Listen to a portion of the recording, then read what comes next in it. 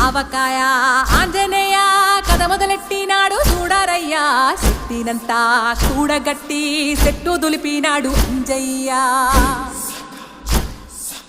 ఎర్ర ఛాయ కోతి అవతార వెంటమాయ కత్తి సేత పట్టకుండా కాయ కోసినాడు కపిలయ్య